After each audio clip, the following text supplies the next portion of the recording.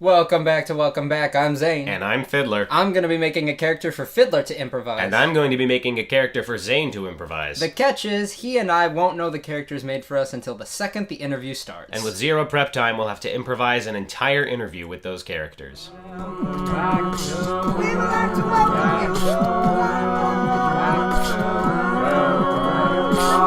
Welcome back to Welcome Back. I am your other host, Fidler. If you've been watching the news at all recently, you have realized that for all you conspiracy theorists out there who have an idea that a secret cabal or an organization may be behind most of what's going on in society, this past week's news may have proven you right. It has been revealed due to some investigative journalism on the part of people living in this fine country that there is a secret branch of the United States government that has been receiving more funding and support than any other branch and is behind most of the important events of the last 100 years of American history. And we have here with us now that this silence has been broken, the director of the U.S. Department of Salt Licensing, Hubert Toonis. Welcome to the program, Director Toonis. Thanks for having me on the show, Fidler. I like to go by Hubert. Just call me Hubert. Hubert, it is. I feel like I'm speaking to such an important, secretive government figure. A first-name basis doesn't really feel appropriate here. Oh, but with all the secrets coming out, I gotta just lay it all on the line. Just call me Hubert, and there's no big deal. That's fair. Yeah, transparency has been a big thing with you recently. Now, you, for the longest time, this department, we're still finding more about it day to day, but like, What would you say the Department of Salt Licensing does? Well, I was worried for a second because, as you know, we are a big company hiding many, many individual things. I thought that you were about to ask us Never mind. No, we don't have to get into it. I appreciate there's information you're still trying to hold secret, but I think now that this stuff's starting to come into light, we just kind of want to know what the U.S. Department of Salt Licensing does, Hubert Toonis. All right, well, This is a tricky one, Fidler, because I don't know if you're wanting to know what we do or what we help unravel, because there's a difference between what we are and who we're talking about, right? Same as you. There's a difference between you and your guest. I would like to assume. Yeah, I think I can't say for sure, but I'm pretty sure we're two separate people, Mr. Toonis. After that one guy that did the liquid skeletons on your show, I'm a big fan. I could never be so sure either. That's fair. We've instituted countermeasures. There's a thing with salt. It's called grains. Have you heard of it? A grain of salt. A grain of salt. That's what they're called. Yes. Now, we like to uncover all these grains, right? Mm-hmm. We like to tell people individual things, like little grains of salt, and they all pile up, and they all these little grains, or so many grains, all of a sudden, boom, we got them. All the vampires, we got them. Vampires. All these blood-sucking vampire politicians and deadbeats and whatnot, all of a sudden too many grains for them to count, they gave. So what you're saying is to sort of control more unruly characters, whether they be politicians or deadbeats, I think the term you use for. What the U.S. Department of Salt Licensing does is amass such a large amount of salt that I think the word you used was cave. Whoa. All right, there's two sides to what you just said. Okay, please explicate for me. No. please understand. When I said that we get them to cave with these grains of salt, did I say that we somehow come across an excessive amount of salt under unruly terms? No, of course, I never said anything about that. Forget about that. Okay, but how? So it's like it's an interrogation kind of racket that you're running. Does that explain all the secrecy around it that you've been using the salt to? Okay, well, all right. So there's one thing that I gotta let you know real quick. Absolutely, we're all about straight answers to things. If you want to know the answer to the secret of the salt, the answer is not. All right, you're not getting that answer. Okay, well we understand that there's still a lot of accounting going on at the offices of the UDSL, U.S. Department of Salt Licensing. Oh yeah. And I'm, based on the stuff that's been coming out in the news, like the amount of funding that you've been receiving from the federal government, the operations that this department has been involved in the past decades, it doesn't look like there's a lot left that's going to remain hidden in the next few weeks. It looks like a lot of it is coming out, whether or not your department actually approves of it. So So you say you talk to people, these politicians and Yes. deadbeats. Run us through an example of an operation that your department has headed. Well, the thing is, as you just mentioned, there's not going to be a lot of secret stuff with us. Of course, there's a difference with us. We're really good at hiding one big secret. And I can't let you know what that secret is, because we're so goddamn good at hiding it. Okay. There is a thing where we interview, not interrogate. Don't mash. It's a heavy word to throw around. Don't mash I'm my sorry about taters. that. I'm not gonna. Your taters will remain unmashed. Thank you. Someone out there seems to be mashing and Yeah, interpreting. Jerry tends to mash potatoes during interviews. It's a thing he does to deal with his dad. Just let him keep going. All right. Well, all right. My condolences. Mm-hmm.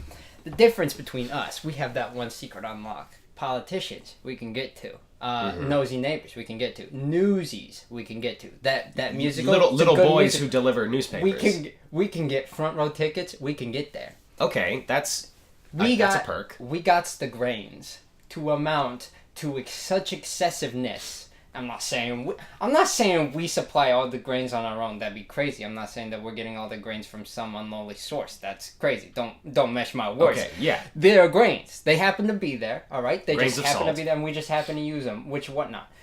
So what is it that you use the salt for? I think you're trying to pepper in a little bit of your own interrogation on me. Well, no, I'm not. It's I'm trying to sort of elucidate what it is you do for our listeners. I mean, when you think of salt at home, I know this has been confusing for a lot of different people who have been hearing about this investigation going on. Mm-hmm. They think of salt, and it's like, oh, salt is nothing. I put it on my food. It's like salt and pepper. It's like that's what I'm essentially. It's a basic condiment. So what does it have to do with a government institution that has been funneling hundreds and millions of dollars for the past years? Fidler, you're yanking my chain, all right? You're really putting these grains down in front of me. You're really. If I was a snail, I'm burning right now. Are you trying to tell me that your department deals with snails? I'm trying to tell you that I'm a slow talker. No, the thing is, I gotta lay this on the line for you with my hand gestures that nobody in the podcast could know but yes, you. You're just sort of reaching out to me a lot. I need it to be clear. Okay. What we do, what you do as the salt company, the U.S. Department of Salt Licensing. Yes, USDL. What we do, how we do it, I cannot tell you. Okay. What we do, very plain and simple. We get the truth out of these politicians. We get the truth out of these newsies. Okay. We get the truth out of the Saturn itself. And you do this using salt. These are the parts that you're really gonna have to pry if you want to get that information out of me. I cannot for the life of me let you know how this is done. It's Mr. Toonis. It's what seems to be baffling me. I would understand if the U.S. government had this secret department that it used to get information from people. Information is a very high commodity in the government. And I suppose the name of your department and the way that you've been discussing me is that you somehow use salt to do this, and the accumulation of salt. I mean, I want to if there's some big salt secret, I think our viewers need to know it. All right. Well, I have to let you know.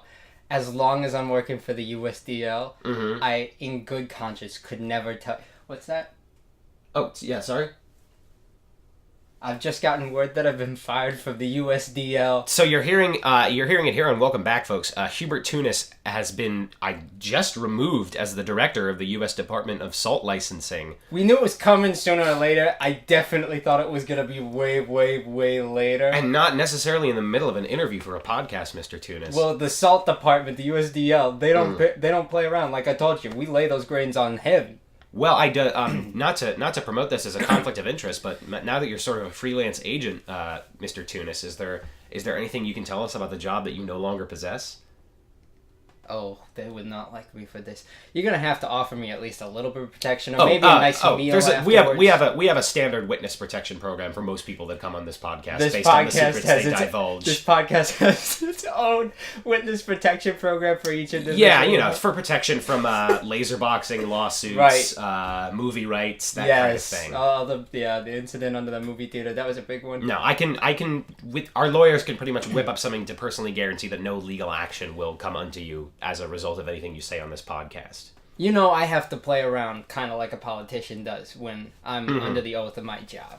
So I have to play around your questions a lot. It looks like you're now no longer under the oath of any job, Hubert Toonis. I'm letting you know right off the bat, the reason that I keep saying the same thing over and over again is because just like a politician does, I got to tell you what my boss wants to hear, my former boss wants to hear. Absolutely. And what the people want to hear. Not necessarily what you want to hear, but you want to know the salt secret? I think I want to know, and our listeners want to know the salt secret.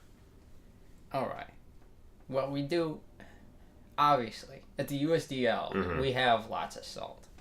What a lot of people don't tell you is we have what is actually salt. Now, I know that may confuse you, because that sounds like, well, there's salt and pepper on my sandwiches. I've been eating this forever. You telling me I'm getting this from the... Please explain. That right there, that's sodium, all right? Mm-hmm. But salt, I promise you, is a whole new ball game. So let me get this straight. The U.S. Department of Salt Licensing has a monopoly on real salt. And not just a monopoly, a fucking dictatorship. A dictatorship. So what Americans have assumed have been salt this entire time has just been pure, unadulterated sodium. Are you asking me what people have been salt this entire time? I think you're misunderstanding me. Because I need you to know. So I understand whether or not that's what you asked, there is an answer that may surprise you. Please explain. Have you heard of the Illuminati? We are not that, but we are very similar. Well, yes, I think with the information that's been going on the past week. Have you heard of Michael B. Jordan? He was athlete? in the Black Panther movie? Oh, yes, I'm sorry. I'm thinking of Michael, not B. Jordan. Michael Jordan also. The same dude. He was also in the Black Panther movie, but as the coach, as the basketball player. As the coach of the Charlotte Hornets. Correct. So what is it about these two Michael Jordans that links into the U.S. Department of Salt Licensing? These two people, very specifically, I'm actually glad that you mentioned the other one, Michael B. Jordan and Michael Jordan. I'm not saying they're made of salt. That's crazy. Everybody that they've shook hands with is. So this is the secret that you've been trying to hide for so long. Because they're so full of salty energy from other people that have digested sodium. Right? You getting this? Okay. All of that element getting into their body.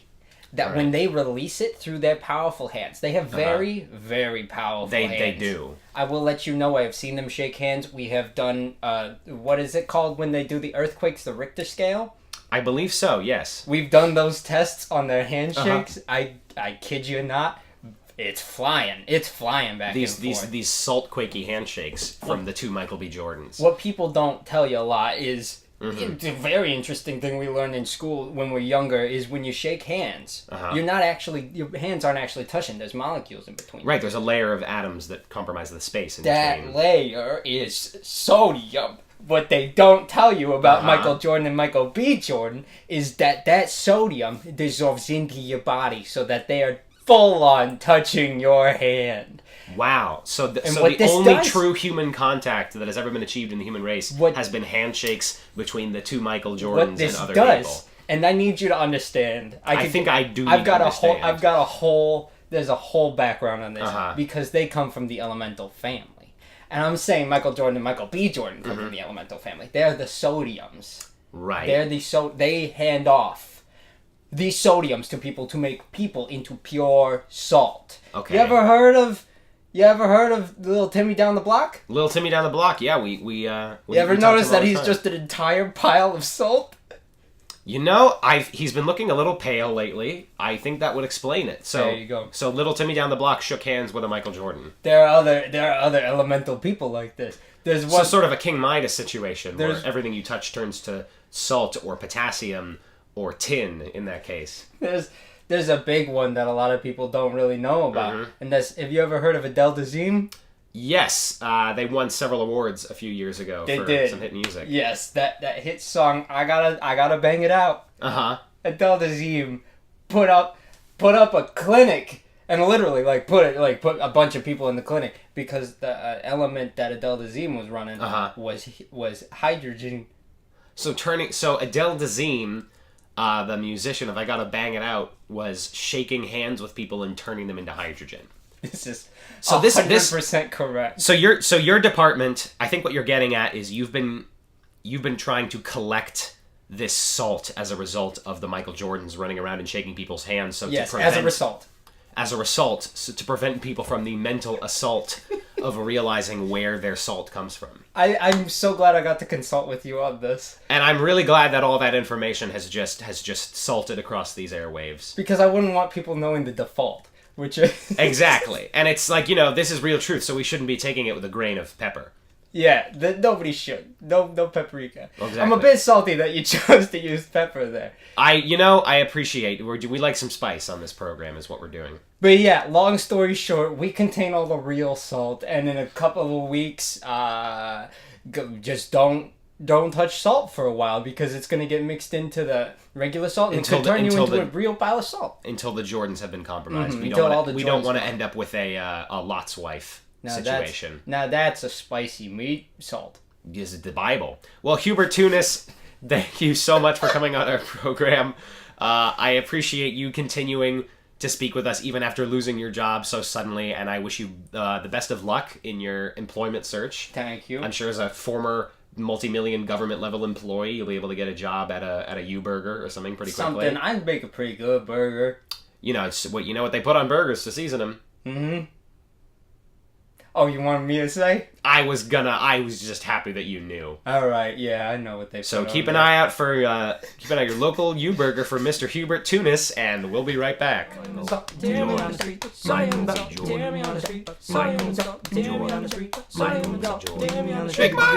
Salt.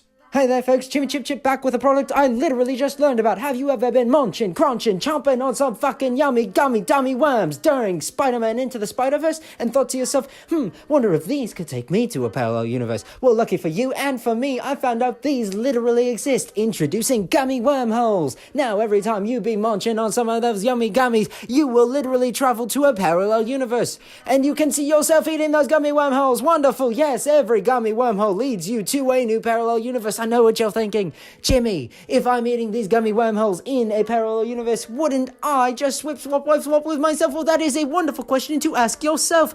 Literally, ask yourself, because here you are, from another dimension, right in front of your face. You've been eating gummy wormholes this whole time. I know what you're asking yourself again. Jimmy, what are you talking about? I've just been sitting on the metro, breathing air. Well, that's what gummy wormholes are. They are literally just oxygen. Booyah, see ya later. That is true. You have just been in a parallel universe your whole life. Whoa, this is getting very meta. Chimmy Chip-Chip signing out. Please remember, you're not from the universe you think you are.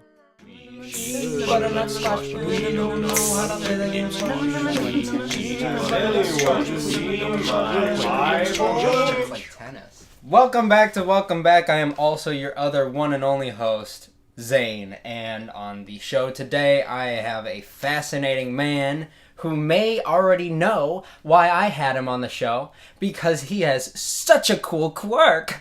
Alright. Please welcome to the show, Movery Steamjeans. Greetings, Captain Zane. I'm happy to be all aboard. Thank you so much for coming on. Oh my god, your voice just tickles my fancy. Well, it's about time that someone around here's been tickled. I need people at home, or wherever they are, to know that I had you on the show because you have a little fascinating trick about your brain. It's a bit of a gift, if I do say so myself. A lot of people talk about all these sixth sense things, like telekinesis, or telepathy, or teleportation, or television. Or telemundo, yes.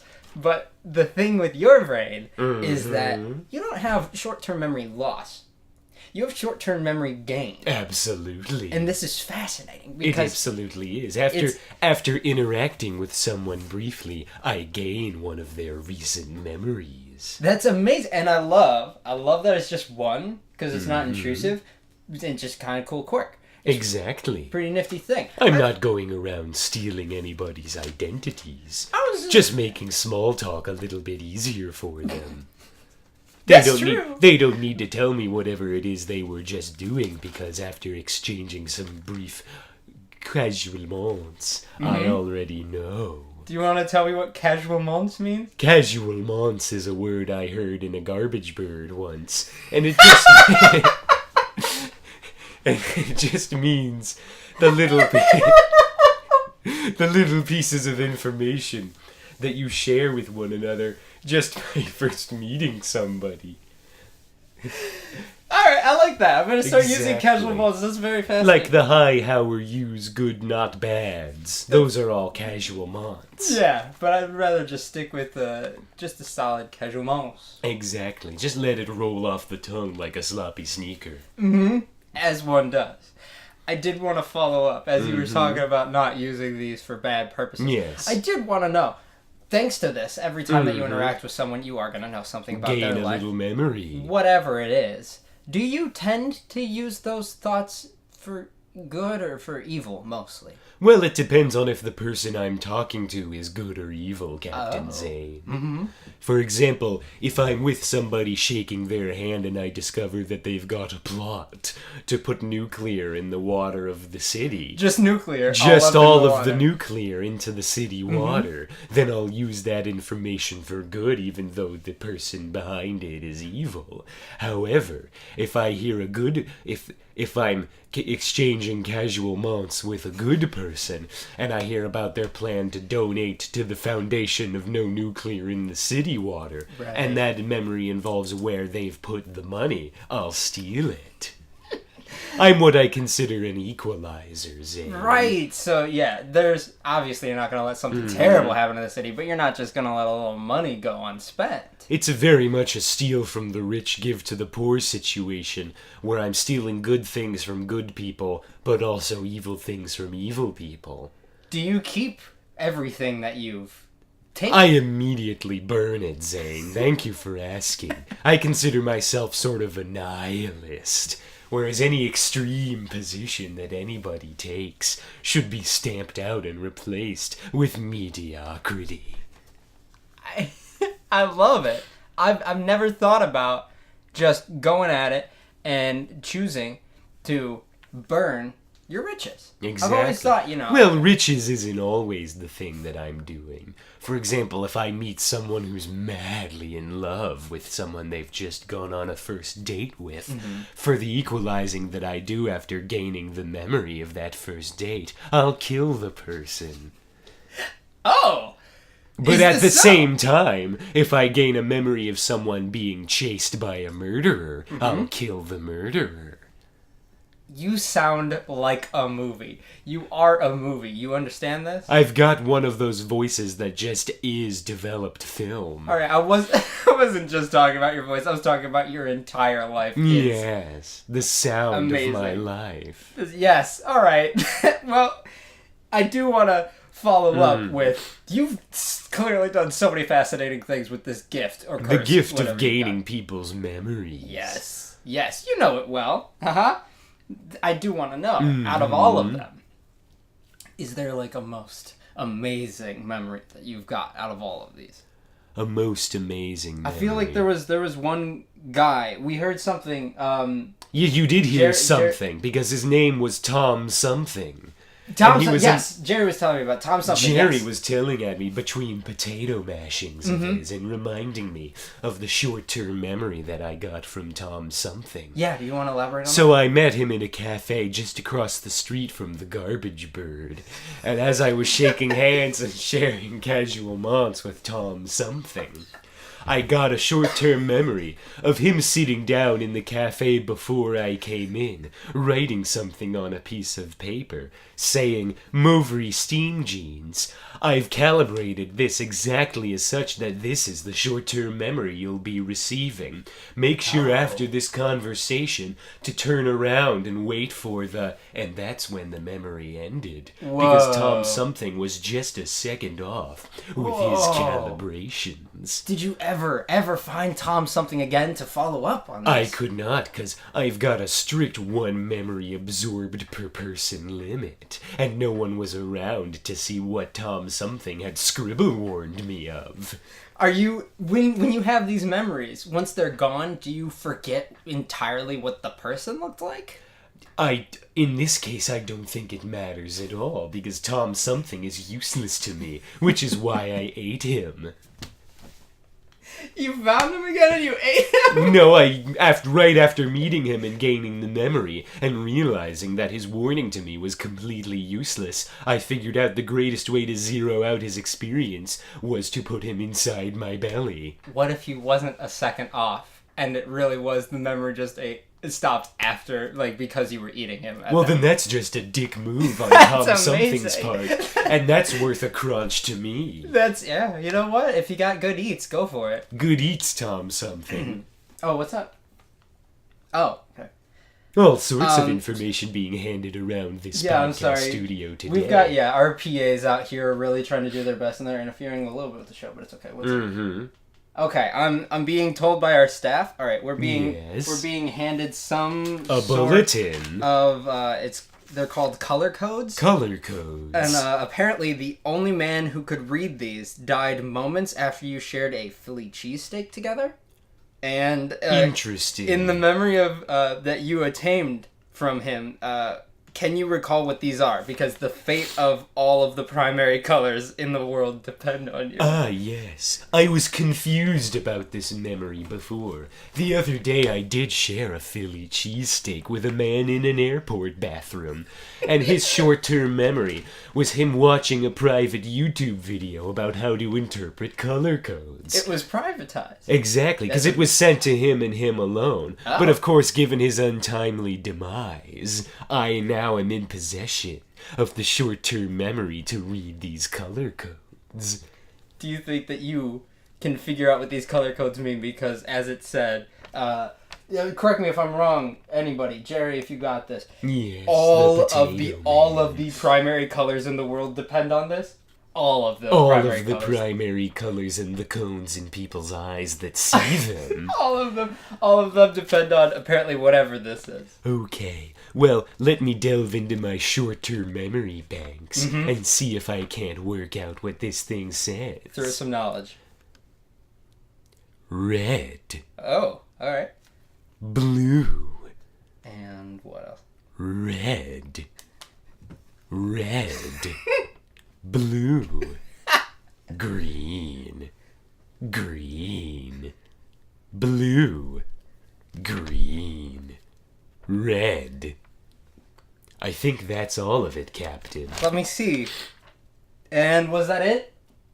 Yes, we did beat Simon Says. Thank you so much. Exactly. The primary colors are now safe, as well as the Simon Says pride of your PAs. Thank you so much. You helped us out so much over there. You're very welcome. My condolences on the death of the Philly cheesesteak man. And the Philly cheesesteak, but I hope it was good. It was the worst sandwich I've ever eaten. Wasn't it? It was in an airport bathroom, You got Captain Zane. too much of a taste for human that the Philly Exactly. cheesesteak just couldn't live up. And in a rare ironic twist, I gained a short-term memory of the cow that was involved in the production of the steak. I want to know now.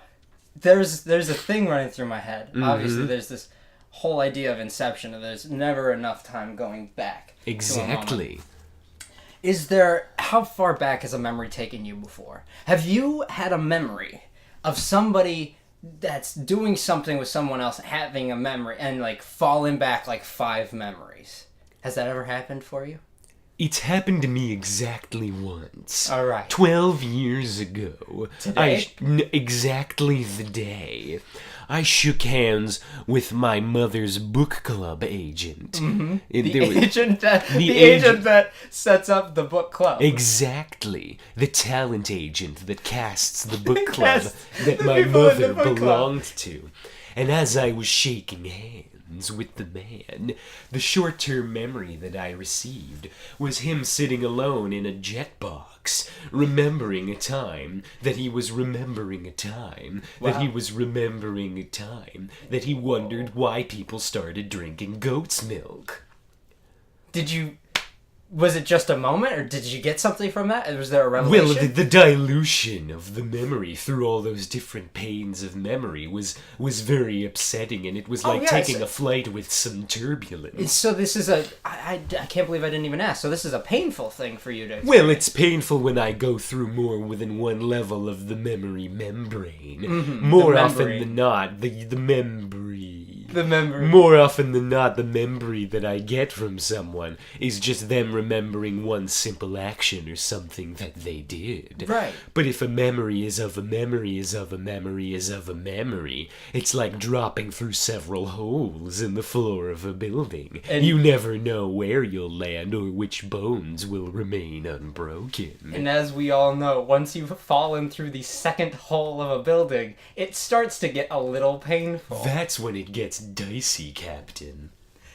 I have just the weirdest follow-up question. How many times have you fallen through the hole of a building? Several times per day. And is what? Is this a moment? I've got a great deal on the apartment that I'm currently living in, where instead of a staircase there's a fire pole. Except there's one thing wrong with it, Zane. There's no pole. So it's just several holes in the floor of my building, which is why that's a sensation I'm so familiar with. I use it for metaphors when I'm describing my memory superpower.